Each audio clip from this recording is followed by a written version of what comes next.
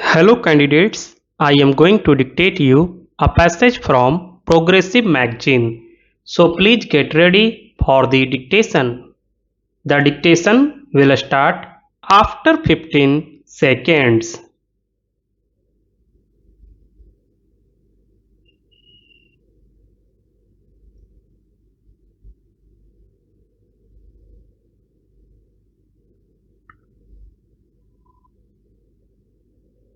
Madam, when I heard the statement made by the Honorable Home Minister and when he made a reference in it to the local touch, I really thought that his statement would apply some balm on the wounds inflicted on Assam. However, it is my misfortune to be reminded by his statement of a similar statement made by Mr. Maxwell about 40 years ago. In that statement, the colonial administrators has placed all the blame for whatever had happened on the leaders of the nationalist movement who were fighting for the independence of the country. At that time, the colonial administrators did not want to discuss the pros and cons. They only wanted that suppression should be let loose, and thereafter there will only be apologists who will say that suppression was the only thing that was necessary and that was required. It is unfortunate that the Honorable Minister has displayed a similar colonial insensitiveness. It is unfortunate that from the very beginning, when he took over as the Home Minister, things started going wrong with the people of Assam and with the negotiations on Assam. You would kindly recall that immediately after the talks were ended in November, this colonial administrative and bureaucratic attitude showed itself and the leaders of the movement were arrested. This is the scale or the magnitude of the folly that has been perpetrated on Assam. If it were possible for the government to see regions, they could have, with great statesmanship, avoided the Holocaust that have visited Assam. The Honorable Leader of the House has referred to the question of constitutional amendment. I would simply ask whether a constitutional amendment was not possible. After all, Madam, President's rule has to come to an end on 18th March, and that is 1 month away.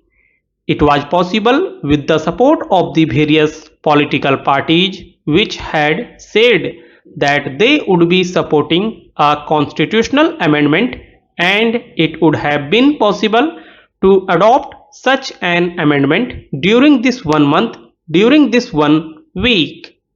I do not know why this eventuality never occurred to the leader of the house or to his government. The Honorable Home Minister has said in his statement that the prolonged agitation in Assam has generated an atmosphere of bitterness and distrust and distributed harmony amongst different sections and groups.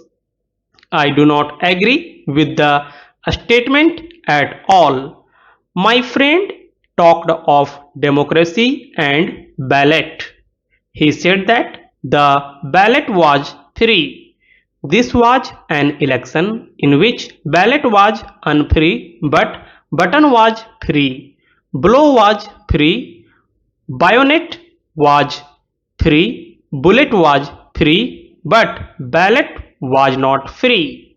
This was an election in which the people would not vote, but if they did not want to vote, they were being forced to vote, and it was an election conducted entirely by the CRPF and BSF.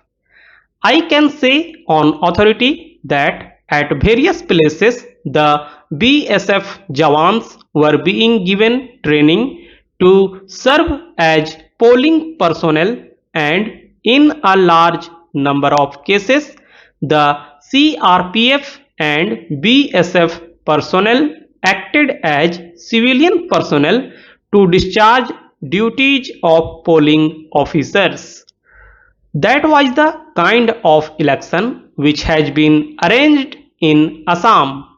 But then, when you say this election is a normal election, when you say the situation is an ordinary situation, I would only recall the kind of oppressive laws that were available and are still available in Assam. Who does not know about the Special Armed Forces Act? Who does not know about the Disturbed Areas Act?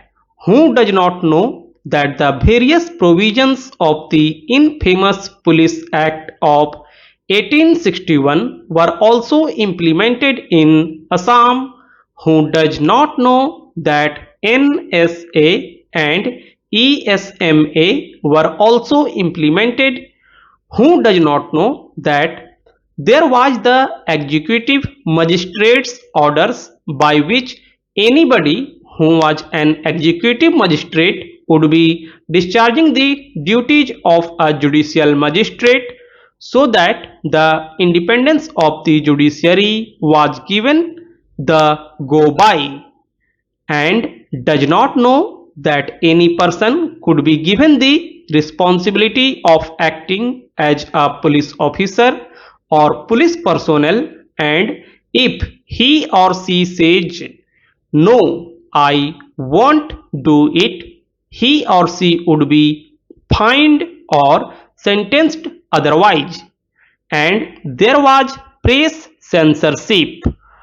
On the one hand, you have all these oppressive laws, and on the other, you also promulgated Section 144 all over Assam, and no meeting can be held without the permission of the authorities, and the authorities would not permit it. This was the situation, and it is said that there was a free election whenever an ordinance was issued, whether it was the ordinance relating to the position of the executive magistrates or an ordinance relating to police forces. The plea was that the situation was extraordinary. In each Gazette notification, it was said that the situation was extraordinary, and that is why we are doing this. We are taking over these powers.